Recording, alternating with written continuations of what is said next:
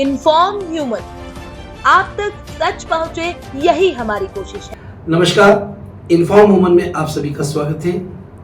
आज हम एक ऐसे वैज्ञानिक, एक ऐसे वरिष्ठ पत्रकार, एक ऐसे पर्यावरणविद जिसने देवास का नाम विश्व पटल पर अंकित किया है, बड़ी शिद्दत के साथ, बड़ी श्रद्धा के साथ पूरा देवास जिनसे परिचित है और बड़े ही सम्मान के साथ उनका नाम लेते हैं, वह है डॉक्टर सुनील चतुर्वेदी। डॉक्टर साहब, आपका बहुत बहुत स्वागत है इन्फॉर्म में।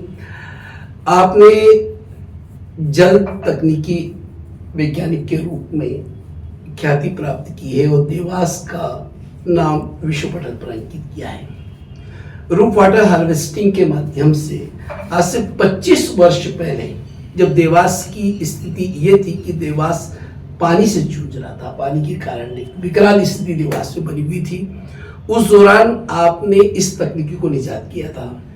और ये तकनीकी को जब केंद्र आयोग, भू आयोग ने जब इस तकनीकी को अपनाया और ये तकनीकी अंतर्राष्ट्रीय स्तर पर पहुंची, जहां आपने देवास को यूएनए का एक अवार्ड से सम्मानित करवाया, वो देवास तकनीकी पूरे विश्व में ख्यात हुई है। वर्तमान में आप देवास में अमृत संचय योजना अभियान को लेकर के जो कार्य कर रहे हैं, ये अमृत संचय योजना क्या है और किस तरह से यह हमारे पृथ्वी के जल स्तर को बढ़ाएगी? देखिए चेतन जी, असल में ये जो पानी का संकट है और ख़ास तौर पे पानी का संकट दिन पे दिन गहराता जा रहा है, और चूंकि मैं विशेषज्ञ तो अपने आप को नहीं कहता, क्योंकि मैं इस विषय का छात्र हूँ और शायद हमेशा ही छात्र रहूँगा, तो मुझे साफ साफ नज़र आता है, जैसे डॉक्टर को नज़र आता है कि बीमारी किस हद तक ऊपर की तरफ जा रही है और कितना आगे बढ़ गई है। तो मुझे नज़र आता है कि जल संकट बहुत ज़्यादा गहरा रहा है और आने वाला समय बहुत अच्छा नहीं कहा जा सकता। तो और नीति आयोग में बहुत सारे वैज्ञानिकों के दलों ने इसका अध्ययन किया है और उनका भी मानना है कि 2030 तक हमारी पानी की आवश्यकता तो दुगनी होगी, लेकिन उपलब्धता कम होगी। यानी कि आज अगर हमें 100 लीटर पानी मिल रहा है तो 2030 में हमारे पास 50 लीटर पानी भी नहीं होगा। तो ये बड़ी विसंगति है कि हम जो नीला ग्रह कहलाता है पृथ्वी, वो आज पानी के संकट से जूझ रहा है। अकेला भारत ही नहीं, पूरा विश्व इस समय पानी के चपेट में है। तो मुद्दा, लेकिन दूसरी तरफ क्या है कि बरसात पर्याप्त हो रही है, यानी कि बरसात का जो पानी आ रहा है वो पर्याप्त पानी आ रहा है। जैसे मैंने पहले भी कहा था कि अगर हम देवास में ही ये माने कि 60,000 घर हैं, 60,000 छतें हैं, तो लगभग 500 करोड़ से लीटर से ज्यादा पानी हर साल यहाँ पे बारिश का बह के चला जाता है। तो यदि हम इसका 25%, 30% भी जमीन में उतार दें तो वाटर लेवल बढ़ेगा, और वाटर लेवल बढ़ेगा तो जो चेतावनी हमारे सामने है कि 2030 में हम भयानक जल संकट की तरफ जाएंगे। बेंगलुरु का सभी ने उदाहरण देखा है। दिल्ली 3 दिन से पानी को लेकर त्राही कर रहा है, और बहुत सारे शहर हैं जहाँ से खबरें नहीं आ रही, लेकिन कहीं 2 दिन बाद पानी छोड़ के मिल रहा है, कहीं 3 दिन। तो जयपुर, पुणे, सभी शहर, इंदौर, सब पानी की चपेट में, संकट की चपेट में। तो ऐसे में हमको उससे बचने का मुझे ये तरीका नजर आता है कि हम जो छत पर हमारा पानी आ रहा है बरसात का, उस पानी को यदि हम जमीन में उतार दें, ट्यूबवेल के माध्यम से, जिनके पास ट्यूबवेल है वो सीधे ट्यूबवेल से जोड़ के उतार सकते हैं, जिनके पास ट्यूबवेल नहीं है वो सॉकपिट बना सकते हैं। जो दोनों काम नहीं करना चाहते, और यदि उनके स्टोरेज टैंक है पानी का, नर्मदा का कोई भी 2000 लीटर, 5000 लीटर, अपनी छत का पानी वो उस टैंक में इकट्ठा करें और बरसात के दिनों में केवल ये तय करें कि वही पानी वो उपयोग करेंगे। ये तकनीकी हर घर पर जो है किस तरह से निजात की जा सकती है? ये बहुत आसान है। अभी तो अमृत संचय अभियान में माननीय कलेक्टर ऋषभ गुप्ता जी बहुत ज्यादा रुचि ले रहे हैं, और उन्होंने हर तरह की सुविधा देने का आम नागरिक को एक संकल्प सा लिया हुआ है। जैसे ये फिल्टर जो बाजार में 5-6 हज़ार रुपए का हमको मिलता है एक आदमी को, उन्होंने स्वयं पीडब्ल्यूडी को बोला कि फिल्टर बनाएं और इसका जो कॉस्ट आता है वो नेट टू नेट कॉस्ट पे देवास वालों को मिले। तो 1250 में फिल्टर मिल रहा है जो 6000 में आ रहा है कलेक्टर साहब के प्रयासों से। तो हर संभव कलेक्टर साहब ने तकनीकी टीमें बना दी हैं कि अगर आप कराना चाहते हैं तो आपको सिर्फ इतना सा करना है कि जो आपको संपर्क के नंबर दिए जा रहे हैं, अभी ब्रोशर पैम्पलेट भी बंटना शुरू हो जाएंगे। आप जो हमारे लोग घर घर पहुंच रहे हैं टीम, और ये देवास की अच्छी बात है कि देवास की बहुत सारी सामाजिक संस्थाएं अब इस काम को लेकर एक प्लेटफॉर्म पे आ गई हैं। वो स्वेच्छा से बिना कुछ पैसा लिए अपनी जेब का पैसा खर्च करके काम करें, यानी कि ब्रोशर और पैम्पलेट तक लोग अपना पैसा खर्च करके छपवा रहे हैं। तो ये शायद दूसरे शहर में ये तासीर नहीं है जो तासीर इस देवास है। देवास मालवा प्रांत में आता है, पग पग रोटी डग डग नीर, जहाँ ये कहा जाता था कि यहाँ हर जहाँ निगाह करे वहाँ पानी। जब देवास की स्थिति को आपने किस तरह से आगे?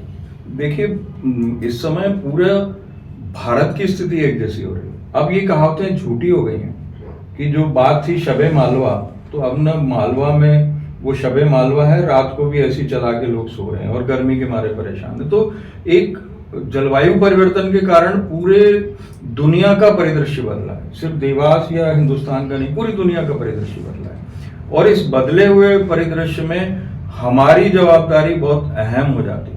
हम क्या कर सकते हैं? मेरा हमेशा से 30 सालों से एक ही जोर है कि हम सरकारें क्या करेंगी ये सरकार को सोचना है।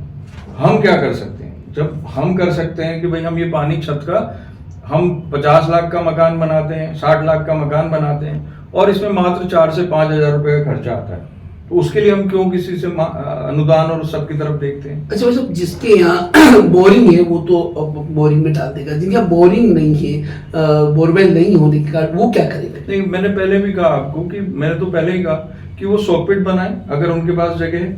अगर उनके पास सॉकपिट बनाने की भी जगह नहीं है तो उनके पास अगर स्टोरेज टैंक है तो इस बरसात के पानी को वो उसमें इकट्ठा करें और बरसात के दौरान यही पानी उपयोग करें। तो अगर मान लीजिए आपने बरसात में 30,000 25,000 लीटर पानी जो आपने टंकी में इकट्ठा करा उतना ही उपयोग करा, तो उतना ग्राउंड वाटर बचाया ना आपने, तो बात वही होगी।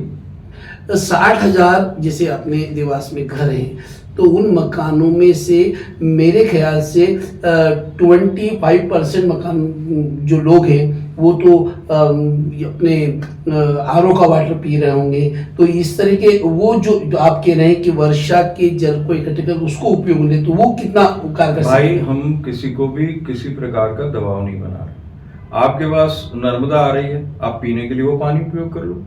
जो पानी आपने टंकी में इकट्ठा कर रहा है इसको नहाने धोने, कपड़े धोने, बर्तन साफ करने और तमाम काम है। पीने में तो आप कुल एक आदमी को 5 लीटर लगता है, नहाने में 25 लीटर लगता है, कपड़े धोने में 25 लीटर लगता है, तो कुल मिला के आदमी 100-125 लीटर तो दूसरे कामों में उपयोग कर रहा है।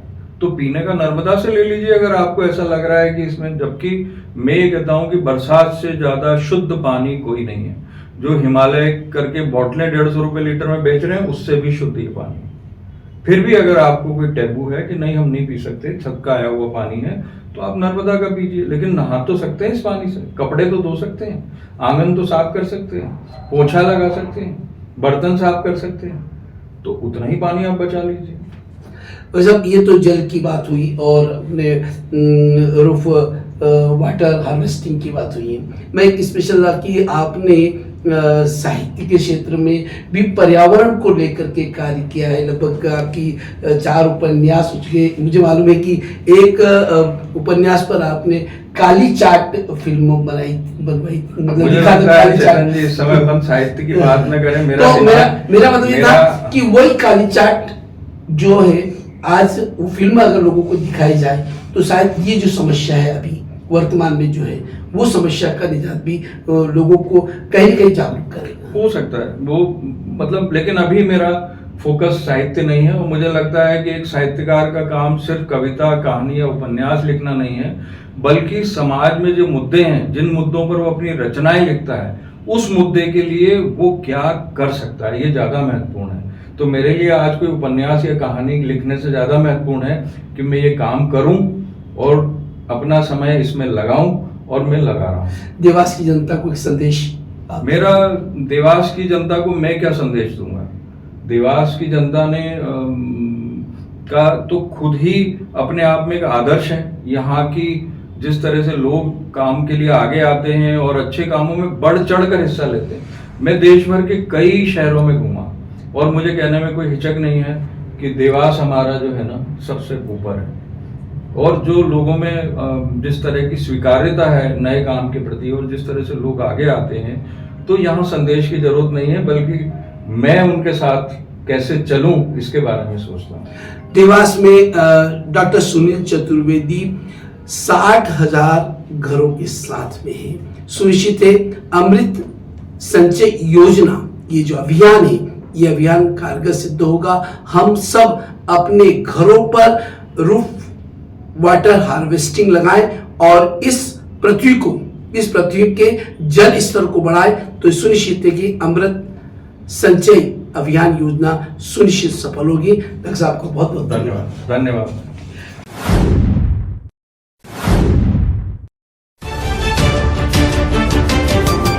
इन्फॉर्म ह्यूमन, आप तक सच पहुंचे, यही हमारी कोशिश है।